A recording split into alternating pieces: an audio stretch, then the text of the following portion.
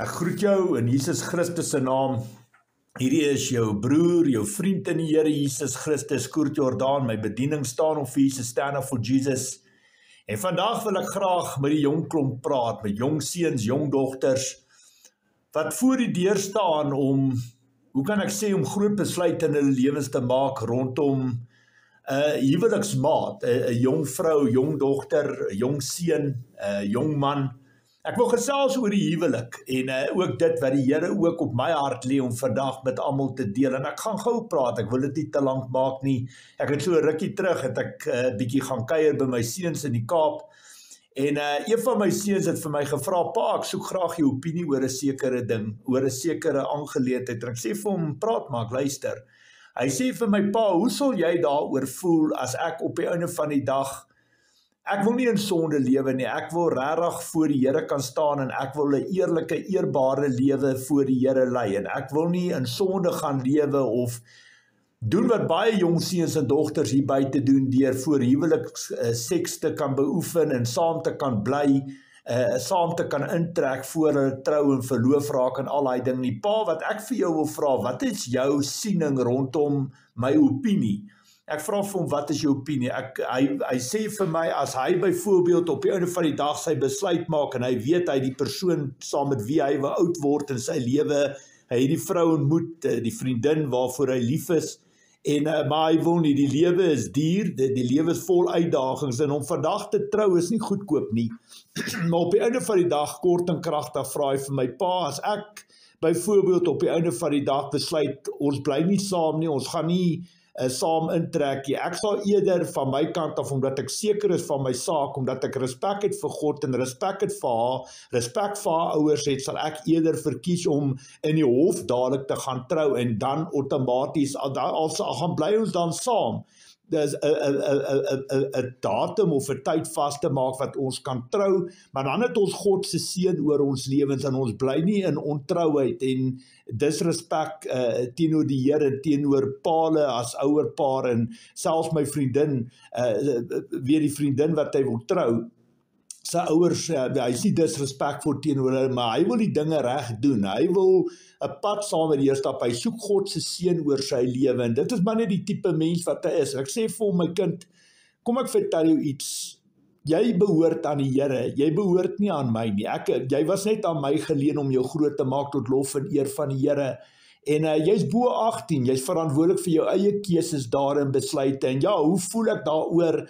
My hart maak, die hekke van my hart maak baie groot oop, en jy het my seën daaroor, want op die einde van die dag help dit nie, ons maak dit 'n show and shine, ons wil almal entertain, terwyl ons kinders op die einde van die dag in sondes lewe, en vir die hel bestem word, en weggegooi word nie, en ja, ek het eintlik massiewe groot respek vir die kind gehad, en ek dink dit is nogal 'n rigting wat baie jong seuns en jong dogters sal kyk, juist omdat om in die huwelik te tree is nie vandag goedkoop nie, as 'n ou kyk wat trourokke kos en van die venues kos, en dis ongelooflik wat dit kos om 'n ordentlike, hoe kan ek sê, 'n trougeleentheid te skep, en ek het net respek vir die kind, want dit is op die einde van die dag, wys dit net vir my die groot respek wat hy vir my het, ook die groot respek wat hy vir die Here het, en wat hy vir die meisiekind, die jong meisiekind, die jong dogter het, en vir haar ouers. Ek was eintlik uit die veld uit geslaan, en hoe kan ek dit keer? Verstaan my punt, hoe kan ek dit van die hand wys, as dit my kind sy eie keuse, op die einde van die dag gaan hy voor God staan, en hy wil sy lewe reg hê, hy wil nie in sondes volhard in lewe nie, want ons weet hoe werk die lewe hier buite, dat, ja, ons wil môre trou, ons wil so, dit werk nie altyd so uit nie, en dan van uitstel kom afstel, en dan lewe mense in sonde, en nie een van ons weet hoe lyk die dag van môre gaan jy in 'n karongeluk dood, of jy weet, jy word geskiet, of jy kry 'n hartaanval, of wat ook al, en dan staan jy voor die hekke van die Here, en voor die voete van God, voor sy troonstoel, en dan moet jy rekenskap gee, en jy wil nie lou wees, jy wil vuurwarm wees vir die Here. So ja, ek was uit die veld uit geslaan, ek deel dit ook met die publiek, maar dis hoe die Here dit ook op my hart kom lê het. Ek was absoluut uit die veld uit geslaan. Dis nie iets wat 'n mens aldag sien en hoor nie. En ja, vir die kind het ek net respek gehad, en ek is 'n groot voorstander van lewe en jy soek God se seën en hand van beskerming, jy soek sy vrug en seën oor jou lewe. En dan moet 'n mens om dit te kan doen, moet jy respek hê vir God, definitief. Nou, iets wat ek vir die jong seun, vir die jong dogter vandag wil gee, 'n goeie voorbeeld in God se woord om te bid vir jou huwelik, vir jou seun, vir jou dogter se huweliksmaat. En daai voorbeeld van dit sal jy kry in die boek Genesis. En asseblief, ek sal graag verkies dat julle Genesis 24 op julle eie gaan deurlees. Is die hele hoofstuk wat jy kan gaan kyk. Dis 'n goeie voorbeeld van hoe om te bid vir jou seun en jou dogter vir 'n huweliksmaat. En dan wil ek ook vandag vir jou sê dat ja, die Bybel kan nie lieg nie. Die Bybel is ons fondament, riglyn en kompas en dit wys vir ons hoe ons voorgangers dit gedoen het. En Genesis 24, doen jouself 'n guns, maak jou Bybel oop by Genesis 24, dan lees jy daai stuk, daai hele hoofstuk, vers vir vers deur. Daar's massiewe groot lewenslesse om daaruit te vat. Maar ja, kortliks opgesom sal ek sê, ek sal so 'n kort opsomming gee van dit wat ek aan julle wil verduidelik. Abraham stuur sy slaaf om vir sy seun Isak 'n vrou te gaan haal. Deur absolute geloof in God, vertrou Abraham se slaaf die Here om vir hom te wys wie die vrou vir Isak is. Diep binne sy hart praat die slaaf met die Here. God verhoor sy gebede en alles val 100% in plek, net soos Abraham die Here vertrou het. Rebekka word Isak se vrou. Sy was letterlik van die Here afgebid vir Isak. God hou by sy beloftes. Die mens beplan sy pad, maar God beplan sy weë, volgens Spreuke 16:9. Die mens wik, maar God beskik. Dis absoluut waarheid. Jy weet, iets wat baie belangrik is om te weet, is dat God ons pad klaar uitgelê het. God gee vir almal van ons 'n vrye wil en keuse. Daar is 3 paaie wat jy kan stap as jong man, jong vrou, selfs ons wat in geseënde jare is. Daar's 3 paaie of 3 roetes wat jy kan stap. Jy kan in God se perfekte wil wandel en dit is wanneer jy getrou en gehoorsaam is 100% aan sy woord. En dan kan jy natuurlik in God se toelaatbare wil lewe. Verstaan jy, dit is maar daar waar so 'n bietjie baie van jou eie ek inkom, wat jy God nie altyd, al is jy 'n Christen en 'n gelowige, al is jy 'n kerkganger en glo in Jesus Christus, maak jy God nie altyd deel van al jou besluite nie. Ek noem dit God se toelaatbare wil. En dan is daar natuurlik die woestynwêreld. Dit is nie 'n lekker plek om te wees nie. En dis waar jy besluite maak sonder die Here en jou moontlik wat Satan jou gedagtes, jou denke beïnvloed en wat jy die verkeerde roetes, die verkeerde paaie vat. Gebed vir ons kinders en vir hulle huweliksmaats is baie belangrik. God verhoor nie die gebed van 'n sondaar nie, maar wel van 'n regverdige. Kinders behoort aan God, hulle behoort nie aan ons nie. Hulle word net aan ons geleen om hulle groot te maak tot lof en eer van die Here. Ons weet dat God alles ten goeie laat meewerk vir die wat hom liefhet en die wat volgens sy besluit geroep is. Wie hom eer sal hy eer, wie hom minag sal hy minag. As jong man, jong vrou wil jy baie graag God se seën en vrug oor jou lewe hê. Veral as dit kom by die persoon met wie jy die res van jou lewe wil deel. Dit is een van die grootste, die mees belangrikste besluite wat jy ooit in jou hele lewensbestaan op aarde sal maak. 'n Huwelik is nie maklik nie. Dit kan definitief vir jou werk, maar dit kan ook heeltemal in jou gesig ontplof. Jy soek God se seën en vrug oor jou keuses en jou besluite. Gebed en vas is baie belangrik. Jy moet jou antwoorde van die Heilige Gees af kan kry. Onthou, deur menslike oë sal julle 2 identiteite wees in vlees, maar in gees sal julle een wees op die dag wanneer julle hoe kan ek sê, in julle huwelik tree. Dit is hoe God die huwelik bestem het tussen 'n man en 'n vrou. 2 mans kan nie een in gees word nie, en 2 vrouens kan ook nie een in gees word nie. Dit is waar vervloeking vandaan kom. Vir God is dit iets afskuweliks en verstootlik. Van ons mense hier buite het groter as God en sy Bybel geword. Ek het ook baie belangrike raad en wysheid wat ek met elke jong man en jong vrou vandag wil deel. Jy soek nie bagasie binne jou huwelik nie. Jy wil skoon begin. Jy wil absoluut nuut wees, geestelik en vleeslik binne jou huwelik. Gaan vir sonneblies en bevryding by mense wat deur God geroep en bemagtig is om die bevrydingswerk vir hom te doen.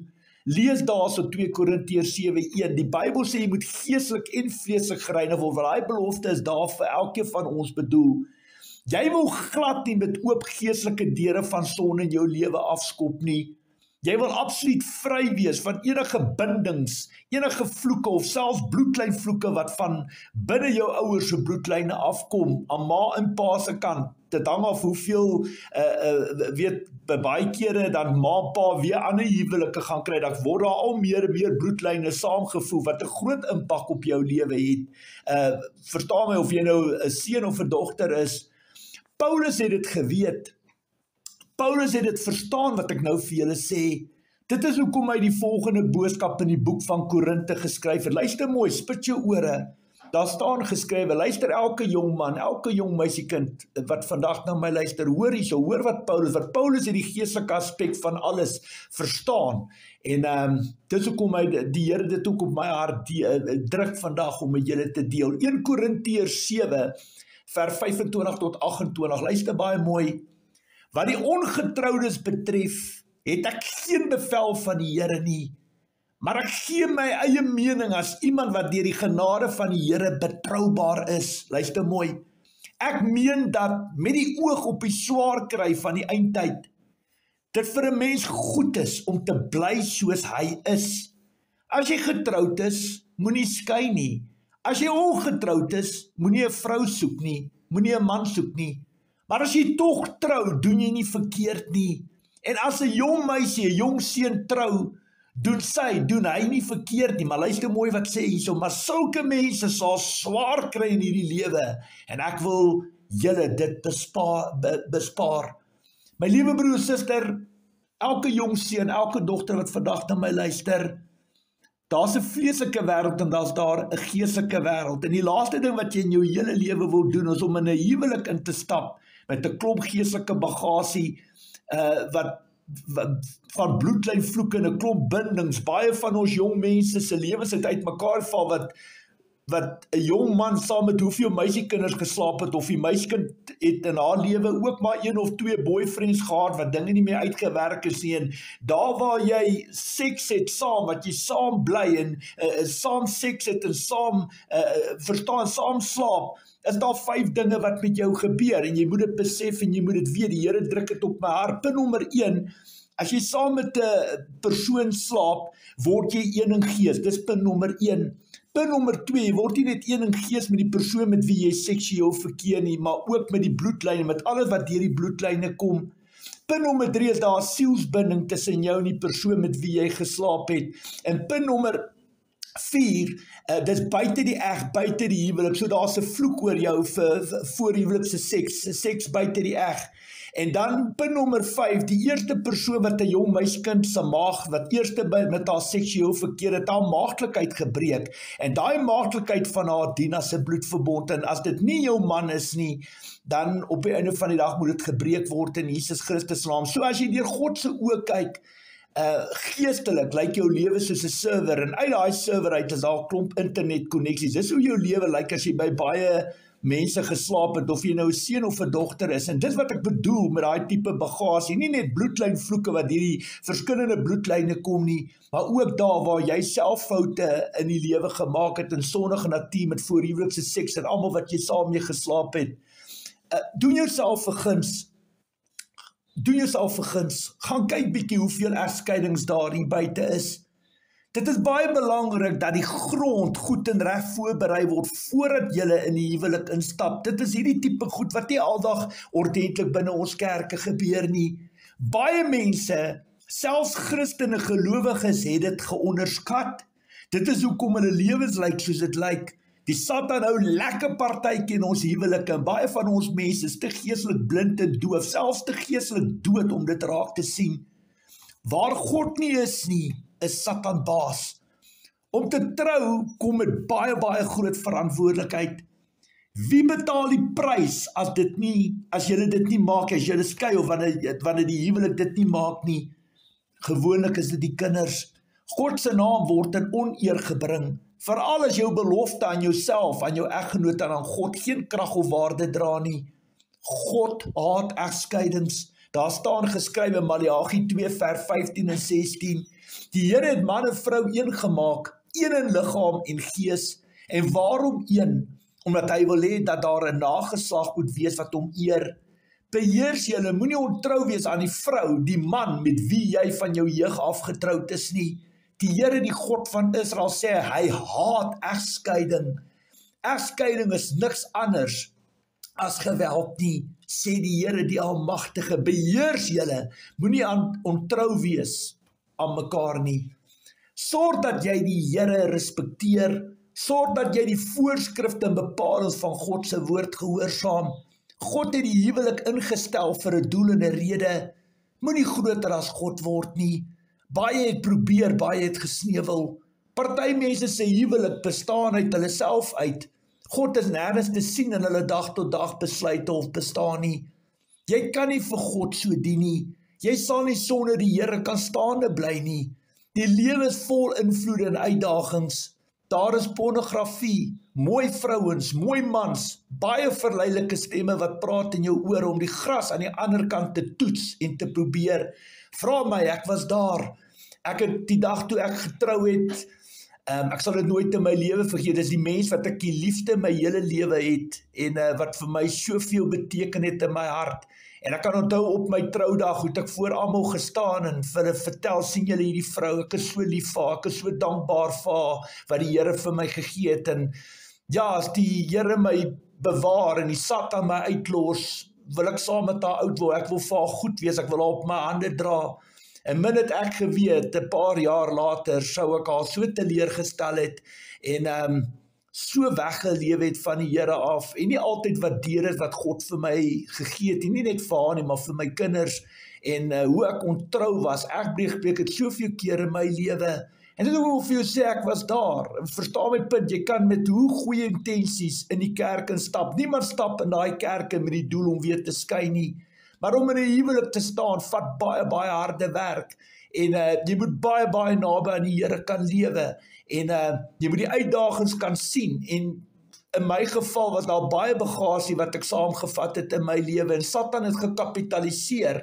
maar dan moet ek ook eerlikwaar sê, ek was nie naaste my op die vlakke waar ek was geestelik, as wat ek vandag is nie, en ja, jy weet, ou waardeer nie altyd wat jy het nie voor jy dit verloor het nie, in my geval was ek gelukkig, en het dit nie daai rigting geloop, wat het op egskeiding uitgeloop het nie, maar dit het nog steeds baie littekens en skade gemaak, maar niks is vir die Here onmoontlik nie. Dis ook vandag vir jou sê, jy weet wat, dit vat harde werk, en om mekaar te respekteer en lief wees vir mekaar, en 'n vrou is nie 'n man se vloerlap nie, jy moet jou vrou lief hê soos Christus die kerk lief het, en dis baie belangrik dat ons daai woorde verstaan, laat ons besef, ons word net geleen aan mekaar, ons is nie ornamente of masjiene vir mekaar, of ons sit mekaar in glaskaste, en dan wil jy iewes skielik die persoon verander, soos jy hom of haar wil hê nie, dit is nie wat die Here van ons verwag nie, baie van ons verafgod mekaar, man of vrou, of selfs ons kinders ook, God hou absoluut niks daarvan nie, ons word geleen aan mekaar,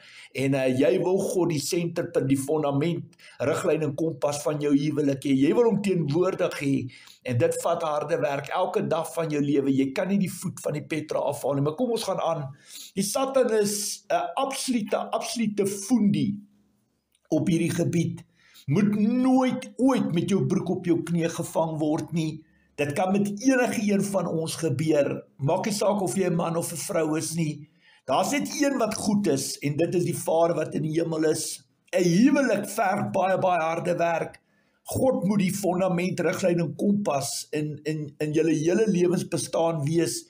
Dit is die enigste resep vir 'n suksesvolle huwelik. Ietsie vir die jong manne tussen ons. Jy hoef vir jou vriendin, jou meisie, jou vrou, jou belange op te pas nie. Met goeie geloof in die Here kan jy berge vermag, glo my, vertrou onvoorwaardelik op hom, net soos Abraham dit ook gedoen het. Luister hierso, ek lees ietsie vir jou. Luister mooi wat die Here op my hart sê. Jy hoef nie, baie mense voel, baie jong manne voel, jy moet nou jy moet daar oppas, verstaan jy moet beklei, as iemand hier kom moeilikheid soek of in jou belange krap, dan moet jy vuiste slaan en jy moet vloek en skree en jy moet jaloers wees, verstaan jy moet 'n mens laat raak wat jy nie wil wees nie en dit is maar waar die liefde jou blind maak. En dis ook ek sê, dit is hoekom die Here ook hierdie woorde inbring, sodat ek dit met julle kan deel vandag. En ja, vertrou onvoorwaardelik op hom, net soos Abraham dit ook gedoen het. Luister hier, ek lees ietsie vir julle, daar staan geskrywe, luister mooi wat die Here hier gedoen het vir Abraham. God beskerm self Abraham se belange. Genesis 12 vers 10 tot 20, daar was hongersnood in die land, 'n baie swaar hongersnood, en Abraham het na Egipte toe getrek om daar heenkome te vind. Toe hy op die punt staan om Egipte binne te gaan, sê hy vir sy vrou Sarai, ek weet jy's 'n mooi vrou, wanneer die Egiptenaars jou sien, sal hulle sê, dis sy vrou en hulle sal my doodmaak, maar vir jou sal hulle laat bly lewe. Sê tog maar, jy is my suster, dat dit met my goed kan gaan oor jou en my lewe deur jou toedoen gespaar word. Toe Abraham in Egipte aankom, het die Egiptenaars gesien hoe mooi sy vrou is. En toe die Farao se amptenare haar sien, het hulle haar by hom aanbeveel en sy is na die Farao se paleis toe gevat. Hulle het aan Abraham goed gedoen oor haar en vir hom kleinvee en beeste gegee, ook donkieslawe en slavinne, donkiemerries en kamele. Maar die Here het die Farao in sy huis met swaar plaag getref oor Sarai, die vrou van Abraham. Toe roep die Farao vir Abraham, vra hom, wat het jy my aangedoen? Waarom het jy my nie gesê, sy is jou vrou nie? Waarom het jy gesê, sy is jou suster, sodat ek haar as my vrou gevat het?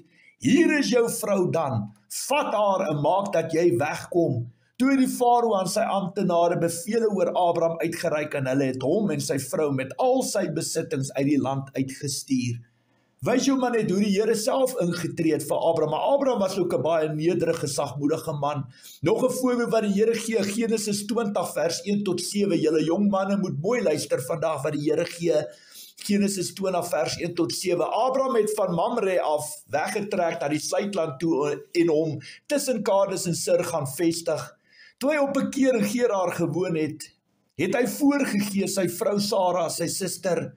Koning Abimelek van Gerar het haar toe laat haal om met haar te trou.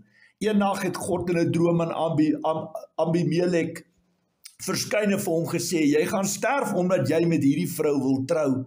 Sy is al getroud. Abimelek het nog nie met haar geslagsgemeenskap, so hy het nog nie seksueel met haar verkeer nie, hy het nie geslagsgemeenskap met haar gehad nie, en hy het gesê, Here sal u selfs 'n onskuldige nasie uitroei. Abraham het dan self vir my gesê, sy is my suster, en sy het self gesê, hy is my broer. Ek het dit onskuldig en sonder slegte bedoelings gedoen. Toe het God vir hom in die droom gesê, ja, ek weet dat jy onskuldig, dat jy dit onskuldig gedoen het. Daarom het ek jou daarvan weerhou om teen my te sondig en het ek jou nie toegelaat om aan haar te raak nie. Gee nou die vrou terug aan haar man. Hy is 'n profeet. Hy sal vir jou bid dat jy kan bly lewe. Maar as jy haar nie teruggee nie, moet jy weet, jy sal beslis sterf. Jy en almal wat by jou is. Jy weet my liewe broer en suster, jong seun, jong dogter, ek dink ons almal het 'n t-shirt in die kas, ons almal het eerste liefde gehad, en dinge werk nie altyd uit soos ons dit wil hê nie, en weet jy wat, vandag as jy groter is, besef jy, hoe dwaas jy eintlik opgetree het, en hoeveel skade en seer jy veroorsaak het, en vir wat? Vir niks, alles vir niks.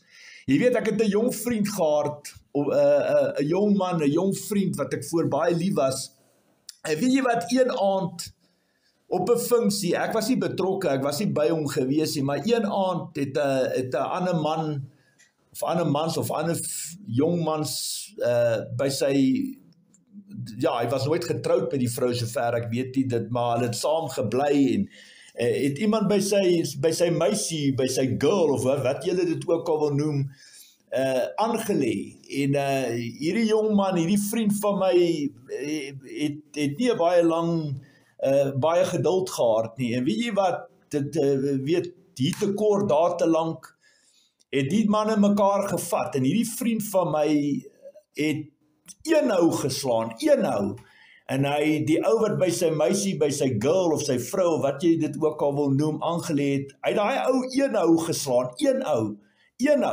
en hy het hom op die slaap getref, en daai ou het in mekaar gesak, en hy's op slag dood. En weet julle wat, vir dit is hy 10 of 15 jaar tronk toe gestuur, en hy het nooit weer die buitelig van die tralies gesien nie, die buite, weet, hy het nooit vryheid weer gesien nie, want in COVID tyd is hy ook oorlede binne die tronk. En weet julle, daar het ek gesien wat 'n skade kan gemaak word. Ons lees, time and again lees ons in nuuskoerante en goeters, hoe op die ingewing van die moment, wat daar, weet, 'n derde party in 'n huwelik of in 'n verhouding of 'n vriendskap kom, en hoe die mense op die ingewing van die moment iemand doodslaan met een hou, en die skaar wat agterlaat, daar's nie 'n wenner in so 'n situasie nie, en so het ek dit ook gesien in sy lewe. Dit het vir my baie geleer in die lewe, en tot vandag toe dink ek aan die persoon. Dis hoekom ek vir julle vertel, vir almal wat vandag na my luister, van 'n groot vriend van my wat ek verloor het, en een fout, hy het een fout gemaak, net op die ingewing van die moment, en hy was heel moontlik nog onder dwelms ook, en 'n paar doppe ingehaard, een ou wat hy slat, en daai ou is dood, en hy is vir die res van sy lewe, het alles uitmekaar uitgeval, en daar het hy ook op die einde van die dag dood gegaan, en gesterf. Wat is the moral of the story? What is the moral of the story? Jy sal nooit 'n vrou 'n man kan oppas nie. As hy of sy wil rondloop, sal hy of sy rondloop. Jy sal dit nie kan keer nie, maar God kan dit keer. Hoekom? Want hy is die skepper van hemel en aarde. Op die einde van die dag is dit niks anders as geestelike aanvalle van Satan af nie. As jy die gordyne ooptrek, sit ou Satan en sy bose koninkryk agter alles. Die geestelike wêreld het 'n massiewe groot impak op die menslike bestaan op aarde.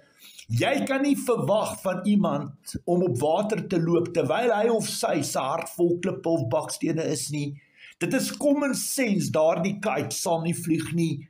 Onthou, God is gees. Ons moet God in gees en in waarheid aanbid en dien. Jy glo in die Heilige Gees? Ja, Koert. Kan jy die Heilige Gees sien? Nee, Koert. Nou net so kom Satan en sy bose magte ook na jou toe. Jy kan hulle nie sien nie, want jou geestesoog is toe. Maar ek kan jou verseker vandag, dat hulle 'n realiteit is rondom ons, en dat hulle deel van ons dag tot dag bestaan is. Moet hom nooit ooit in jou hele lewe onderskat nie. Nie deur jou eie krag nie, maar net deur die krag van die Heilige Gees binne jou, sal jy hom en sy bose koninkryk kan weerstaan. Daar's absoluut geen ander manier of alternatiewe roete nie. Wees opreg soos duwe, versigtig soos slange, wees waaksaam teen die bose aanvalle van die vyand, want hy kom soos 'n dief in die nag, soos 'n engel van die lig, soos 'n brillie op soek na iemand om te versind en te verskeer, en hy's 'n absolute foenie op hierdie gebied. En baie belangrik, luister mooi wat ek vandag vir julle jong mense sê, maar ook vir die wat in huwelike staan. Luister mooi.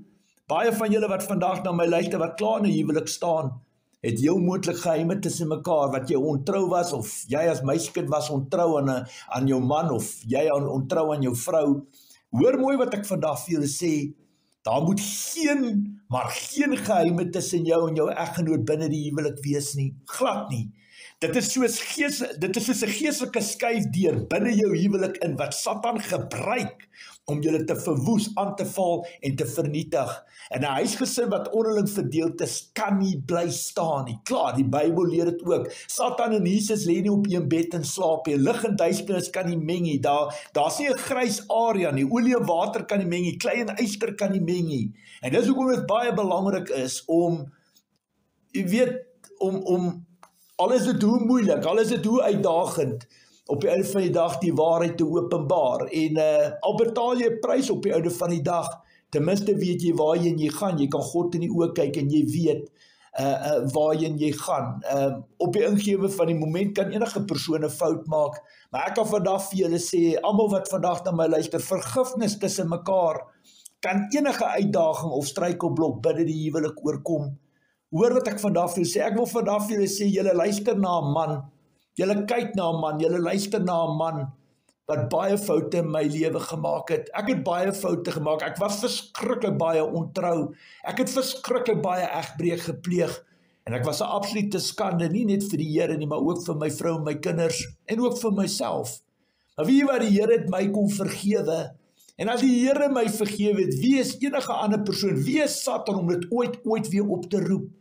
En baie belangrik, op die einde van die dag, my vrou het 'n brief in die hand gehad, my vrou kon my skei, maar weet julle wat, nee, haar keuse was om te veg vir die huwelik, haar keuse was om te luister na wyse raad, haar keuse was om na die Here se riglyne te kyk in die Bybel, en sy het my onvoorwaardelik vergewe, selfs 70x7 soos die woord van God ons leer, en sy het gebly bid, sy het gehelp beklei, sy het vasgestaan, en sy het die Here absoluut vertrou.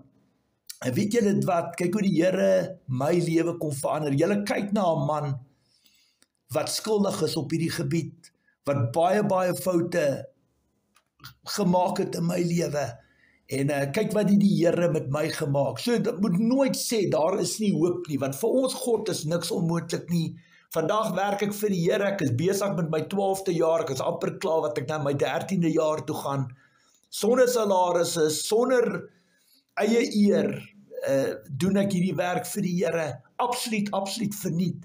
My vrou het in haar hele lewe nooit gedink, dit is wat God van my, 'n man wat in 'n beroep gestaan, sy eie besigheid, 'n transportbesigheid gehad het, en die Here het my oornag binne sekondes kom verander, en kyk wat doen ek vandag vir die Here, en hy word daardeur verheerlik, en ja, deur vergifnis is enige iets oorkombaar, en vir die Here is niks onmoontlik nie, en ja, sy het 'n brief gehad, sy kom my skei, en miskien het haar lewe vandag anders te gelyk, as sy dit gedoen het, maar in haar keuse, in haar besluit, in haar wee, in haar verhouding met God, was haar besluit om nog steeds vas te hou en te veg vir hierdie huwelik. Sy het my onvoorwaardelik vergewe, onvoorwaardelik, van die noorde na die suide, die ooste na die weste. Ons praat nooit oor, ons kyk nooit weer terug, en ons kyk vorentoe, want wie sy hand aan die ploeg staan en ander omkyk wat agter is nie geskik vir die koninkryk van God nie.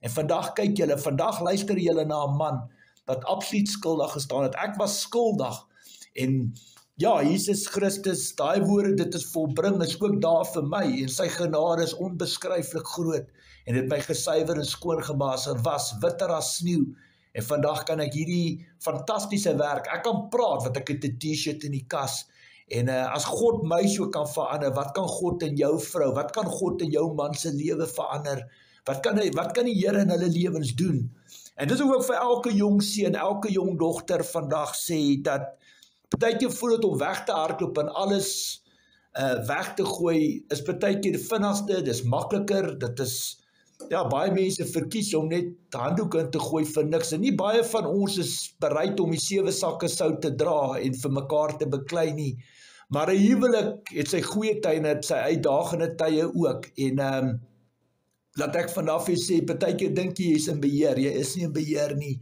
en dit is ook vir elke jong meisiekind, elke jong seun vandag, kan sê, dis nie maklik nie, dis 'n massiewe groot besluit, en in jou gees en jou hart, moet jy kan seker wees, jy moet kan weet, dat hierdie persoon is 'n persoon wat jy lief het, en omgee, en dis 'n persoon wat die Here ken, 'n persoon wat respek het vir jou siel, en respek het vir jou ouers, wat respek is vir God, en wat dieselfde geloof stap, wat dieselfde Here aanbid en dien, en wat jy bereid is om saam oud te word, en ook die 7 sakke sout, nie altyd die geluk van die lewe te geniet, maar ook die uitdagings van die huwelik ook te kan trotseer, saam te kan trotseer, want ek kan vanaf vir jou sê, dit gaan nie oor hoe jy val, is hoe jy opstaan, en as jy daar opstaan, as jy 'n reus in hierdie geestesrealm, wat ek vandag vir jou sê, mag die Here ook hierdie woord wat nou geval het in elke jong seun, elke jong dogter se hart, maar ook vir jou wat 'n volwassene is, wat miskien 'n pa en 'n ma se ouer is, vir jou wat miskien ook 'n oortreder is, wat ook skuldig is aan al hierdie uitdagings en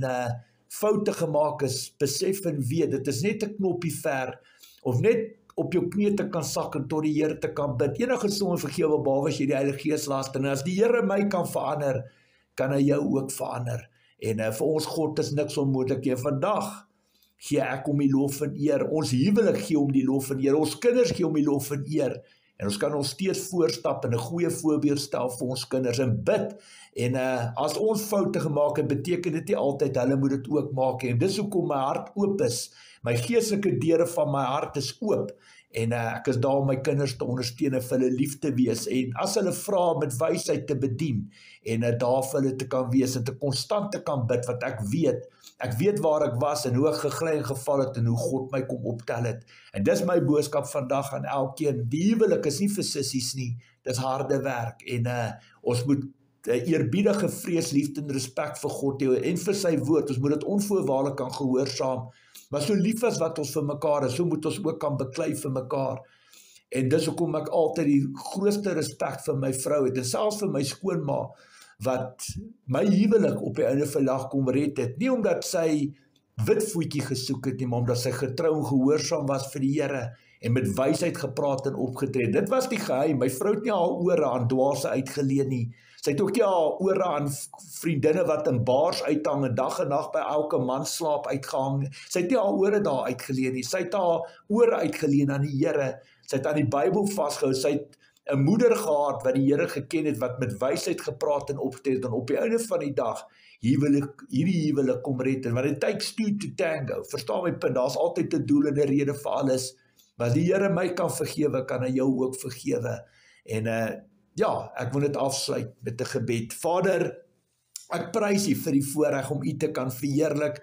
Ek prys U vir die voorreg dat U die woorde soos kool op my lippe kom lê. Here, mag die saad wat nou in die harte van almal geval het, wat vandag na my luister, Here, mag U die kunsmis in die water gooi en die lande in oes as die saadryp is. My gebed is, Here, dat elke jong seun, jong dogter, elke huwelik van krag tot krag sal gaan, dat U hulle grondgebied sal vergroot. En ja, Here, dat U die suiwer egte evangelie na die tafel toe sal bring, veral, Here, as ons kyk na huwelike binne die gemeentes, dat ons die grond goed en reg sal voorberei. As ons kyk, Here, na die statistieke, is daar foute, maak nie saak hoe ons dit te probeer onsself verontskuldig nie. As ons kyk na die statistieke van hoeveel mense onder wit, bruin en swart geskei is, veral binne Suid-Afrika, ek praat hier van ander wêreldlande nie, dan wys dit vir ons, Here, dat maak nie saak hoe die kerk sy hand opsteek en maak of ons heilig, goed en perfek is voor U nie. Ons maak foute en somme hope daarvan. En ek vra vandag, Here, dat U die waarheid na die tafel toe sal bring. Dat ons geestelik en vleeslik sal kyk na die voorbereiding, die grond goed en reg sal voorberei. En dat ons almal 'n regverdige kans sal gee op 'n heilige Christelike lewe, Here, wat ons U onvoorwaardelik vertrou. Dis common sense, Here, mense gaan nie op water stap terwyl hulle harte vol klippe is of hulle skouer vol bakstene is nie. Hulle moet in suiwerheid en heiligheid voor U kan staan. Dan stap hulle op water, want dan het Satan nie meer geestelike regte om hulle aan te val nie. Here, ek bid U seën oor hierdie leerstelling, dat dit in die gees en die hart van soveel jong manne en jong meisiekinders sal val, en dat hulle self rein en heilig sal hou, Here, vir 'n baie spesiale dag in hulle lewens, dat hulle respek vir U sal hê, en dat hulle die Bybel sal getrou gehoorsaam, en U absoluut sal verheerlik deur hulle geloof en hulle gehoorsaamheid. Ek prys U, dankie vir die voorreg om hierdie woord te bring aan U God en Koning, kom al die lof en eer toe. Ek prys U daarvoor in Jesus Christus se naam. Amen. Shalom, vrede van ons almagtige God word vir elkeen van julle toegewens. En net dankie vir almal se liefde en ondersteuning. En gaan kyk uit, ek het baie leerstellings wat gaan oor voorhuwelikse seks, wat gaan oor soveel leerstellings en hoe kan ek sê, wysheid wat ek deel van voorbereidings as dit kom by die huwelik, en ook hoe om dit te veg, daar waar jy in gate trap of touwe, wat Satan touwe span om julle tot 'n val te bring. Daar's soveel leerstellings en wysheid wat ek met almal deel om dit op die regte manier te hanteer en dit reg te beklei. As jy dit verkeerd beklei, sal jy nie oorwinning in jou huwelik kry nie, maar as jy dit reg beklei, sal jy deurbraak en oorwinning vind in jou huwelik. Alles gaan oor die Bybel. Die Bybel is jou fondament, riglyne, kompas, en dis waar jou oorwinning, dis waar jou verlossing, dis waar jou deurbraak lê. En die boek van God, die egte suiwer woord van God wat deur die Heilige Gees geïnspireer is. Mooi dag daar vir almal, lief vir julle. Shalom, vrede, ons praat gou weer, groetnis. Dankie vir die voorreg. Amen.